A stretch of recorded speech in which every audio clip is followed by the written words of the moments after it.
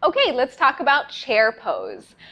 Chair pose, we are sitting back into the hips and reaching the arms into some form of extension.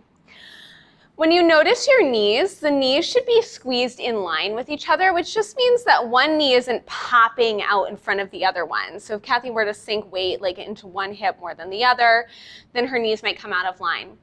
That being said, your feet do not need to be next to each other. A chair could also be hip width apart or wider, depending on your body's mechanics.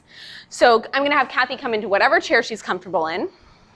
Your weight is back in your heels, which means that the knees are not quite over the ankles, but sliding back towards the ankles, instead of bringing the knees way far forward and the weight into the toes. So Kathy, can you demonstrate kind of doing it where your weight's forward?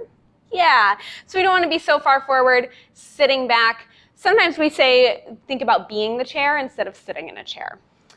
From here, the abdomen is drawn in so that the lower back is long.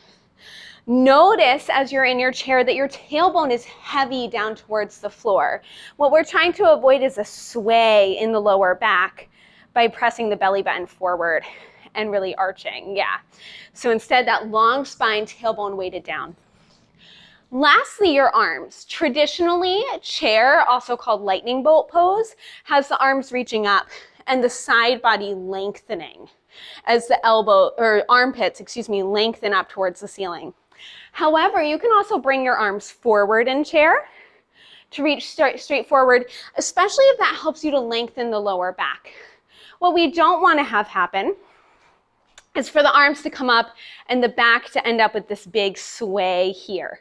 Instead, don't sacrifice your spine. Bring your arms wherever they're comfortable and work for your spine and go from there in the pose. All right, have fun.